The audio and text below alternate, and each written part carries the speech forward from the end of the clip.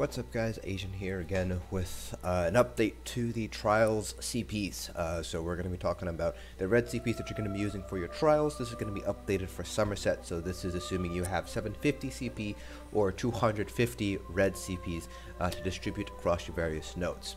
Now, if you don't have 250 CP, you can still use this as kind of a baseline to kind of see where you should be focusing your champion points at, in order to best kind of situate yourself for the specific trial that you're going to be running. I'm actually going to blow this up real quick. It's a little bit on the small side. Hopefully that's not too blurry. Alright, so you can see here this is the chart that we use for Hellfire Dominion, but we kind of have it split up into 4 different categories, so to speak. So the first category is going to be Ethereum Archive, Maw of Lurkage, and the new trial Cloud Rest. The reason why we've kind of grouped these together is because as a DPS, you're taking a lot of more magical damage, so sources like magic, frost, shock, and fire damage, instead of physical damage, so we kind of lump those all together. The second column is Vhoff and Hellra Citadel. Those take a more balanced approach, so you're taking kind of equal parts of physical damage as well as magical damage. Then the last 2 are kind of trials that are fairly unique to themselves. So VSO has actually more physical sources of damage compared to magical sources of damage, so that's a different CP setup.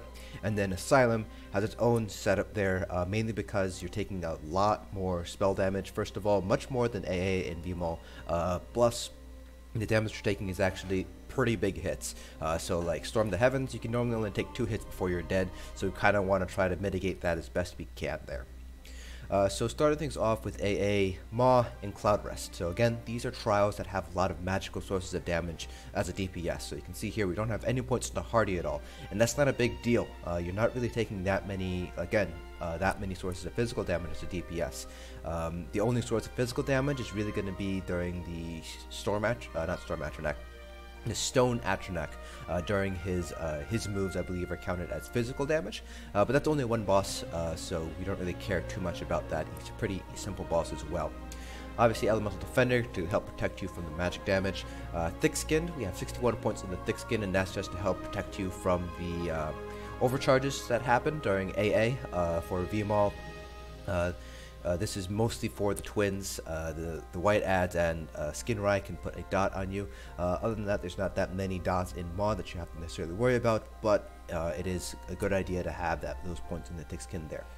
72 into Ironclad, that protects you from direct damage sources. So remember, direct damage is any ability that deals most or all of its damage in one blow. So across all 4 of these different categories, we have a lot of points into Ironclad in order to, reduce the amount of damage. A lot of damage coming from trials is all coming in one blow, so that's why we have so many points into Ironclad. And then Spell Shield for the additional spell resistance, again, because you're taking a lot of magical sources of damage. So one thing I do want to make note of is Cloud Rest. Cloud Rest does have a few sources of Oblivion damage in there, and Oblivion damage can only be negated by either Ironclad or Thick-Skinned, or buffs like Minor Major Protection or Minor Major Aegis. So for Cloud Rest, you still want to have the same CP setup, but for those sources of Oblivion damage, Elemental Defender is not going to help you, Spell Shield is not going to help you at all, so it's going to be more about that Thick-Skinned and Ironclad there for Cloud Rest. That's something I wanted to point out because Cloud Rest does have a couple sources of Oblivion damage. Now for Hoff and Hellra, so this is going to be a little bit more balanced when it comes to the incoming damage. So for example, in Hoff, there are a couple of sources of physical damage coming in from some of the ads that you might want to be mindful of. The environmental hazards, particularly the blades, those will deal physical damage when you're standing in them. So that's something that's you want to keep in mind there, which is why you kind of go split up between Hardy and Elemental Defender 56 into both. Now there are going to be more sources. The magical damage is going to be more dangerous than the physical damage in Hoff. So the capacitors, for instance, in Hellra, the flame spinners are the main sources of magical damage. So you might want to do something like 64 into Elemental Defender, and then drop Hardy down to 49, which would be the or I guess 43, and then put the rest into something like Quick Recovery or Bastion. It's kind of up to you if you want to do that. So you'd be basically kind of a reverse of VSO, where you have 64 Hardy, 43 Elemental Defender. So it's kind of up to you. I prefer going with 56, 56 though. 61 thick-skinned, there are still dots you want to be mindful of. There are a few bleeds in Hoth from the spinning blades, for instance. In Hal Ra, one of the dots that can be actually quite dangerous, at least I believe is considered a dot, is the two-handers will channel a beam on you, and I believe that's considered a dot, so you might want to protect yourself from that. Again, 66 to Ironclad, because you do want to protect yourself from that direct damage sources. Now, Vso Sanctum has a lot more physical sources of damage, so there's a lot of poison damage in there, and that is not affected by Elemental Defender. That is affected by Hardy. We still have a couple points of Elemental Defender because there are still overcharges. Those are particularly dangerous, but we're putting 64 into Hardy and 43 in Elemental Defender because of those extra sources of poison damage from the Trolls and from the Serpent fight. 66 in the Thick-Skinned for that poison and the overcharge, and then 66 Ironclad again because of all those sources of direct damage. Now for Asylum as a DPS, you're basically taking only elemental damage here, so it's basically going to be shock damage from Storm the Heavens, or fire damage from the fire spiders, or from the actual fire execute mechanic. And the only source of physical damage, I believe, is the jumps, and those you can pretty much shield through. There's not many people who are bringing stamina DPS into AS +0, +1, or hard mode. So that's why we have 75 points in Elemental Defender, and then we have 81 points in the Ironclad. There are basically no dots in Asylum. There's the one dot from the fire execute, but that's typically purged pretty quickly, and again you can shield through it. And I think it only takes 3 times. So while it is considered a dot, it's not, and it is actually a pretty powerful dot. It's actually the initial hit from the fire that's most dangerous, not necessarily the dot that leaves on you. So we don't have any points in the Thick Skin, any points in the Hardy, because there's the sources of physical damage and the sources of dots. They're just not very important to protect against, or there are other ways of mitigating it. So Ironclad and Elemental Defender are going to be our 2 big ones, and then obviously Spell Shield for the additional spell resistance, and then Quick Recovery and Bastion. We noticed that we don't have values for Quick Recovery and Bastion here, and that's just because you basically put any remaining points you have in Quick Recovery or Bastion, but for AS, it's a little bit better to have that there, just because shielding is going to be very important in AS for survivability, and then having that additional heal is also going to be pretty important. This also gives you up to 31 points under that particular tree. They're both under the same constellation, and that'll give you the 30 point passive, which basically boosts your magical regen when you res somebody. So you do want to have that there for AS, not necessarily for the other ones, but it's particularly important for AS because if somebody goes down, they need to recover really, really quickly. There's pretty hard DPS checks there, so you want to make sure they have those resources up as quickly as possible. Now, this is only for DPS, so now let's go to swap over to the USP build editor so I can talk about the tank CPs. So tanking, you're going to use very different CPs from your DPS, and that's because you're taking different sources of damage. So for example, if we take a look at like Maw or Cloud Rest, you're taking some source of physical damage as well as magical damage. So you don't necessarily want to follow this CP setup because you won't be able to take any sort of mitigation from the source of physical damage. So like Maw against the Twins, against Rakat, those deal physical damage. Cloud Rest, the side boss and the Griffins deal physical damage. So you do want to add some points into Hardy instead of Elemental Defender. So what I like to do here is I actually like to do something that looks like this. So I tend to do 64 Hardy, 64 Elemental Defender, and 61 Thick-Skinned and Ironclad for my personal tanking. That's kind of up to you if you want to do something like this. If you want, instead, you can also do something like 72 into Ironclad. Oop, I missed a 7 there. 72 into Ironclad, and then you can take basically 15 into Thick-Skinned. You will not quite hit that 19% jump point. That's kind of the downside if you do decide to hit up 72. You can even go as far up as 81, and then you can drop this down to 41. So that gives you 1 point above the 16% threshold.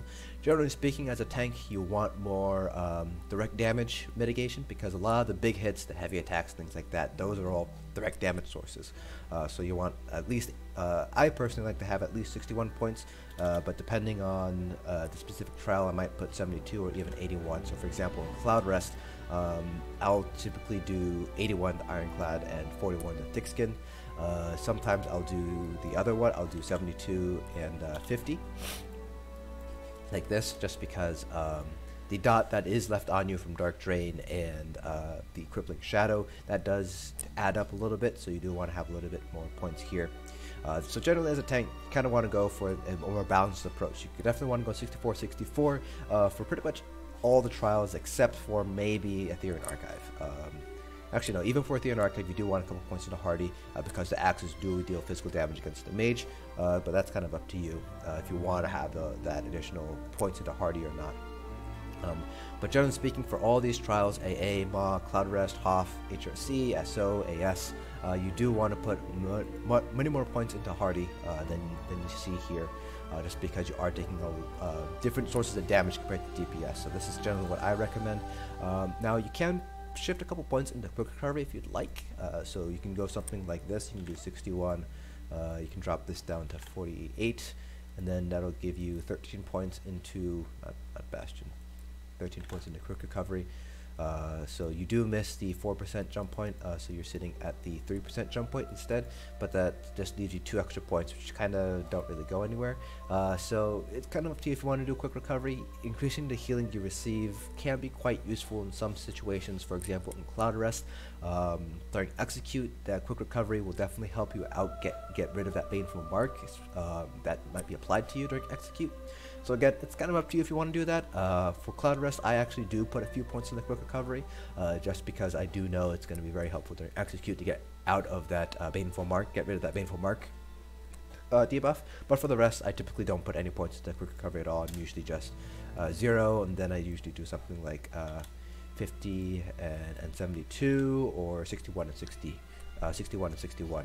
So that's kind of how I tend to approach tanking, but again, you can play around with it however you like, but yeah, that's kind of what I think is best for tank CPs. Like pretty much any support role in any MMO, you kind of want to be flexible. So you know, if you have the money, you can even change CPs between fights. Like for example, in halls, let's say you're taking the Pinnacle Factotum, that takes a lot of magical damage. Except for the Centurions, you might want to take a couple points out of Hardy, drop it down to Hardy, put some more into like quick recovery to help offset some of the Steam debuff. Then after that, you can swap back to a more balanced approach for something like the twins, the triplets. I mean, so if you have the money, I mean, it costs 3K to change up your CPs. You can certainly do that. The most important thing is just kind of be flexible and kind of play around a little bit. The mitigation you'll get at these upper levels is going to be like 1 or 2%, but even that 1 or 2% does help out a little bit, especially with the larger hits, because 1% of 30K is obviously larger than 1% of 10K. So that's it for this video. I will update this again when Wolf Hunter comes out and the CP cap increases by another 30 points. But you can expect to see a very similar distribution to here. Maybe push up a couple of these up. For example, Thick Skin might be pushed up to 66 here, and then the extra 4 points might be put into like Spell Shield or something. So we'll have to see which jump points we can hit and kind of balance things out a little bit. So that's it for this video. If you guys have any questions or comments, please feel free to leave them down in the comment section below. I hope you guys found this informative, and I will see you guys in the next dungeon.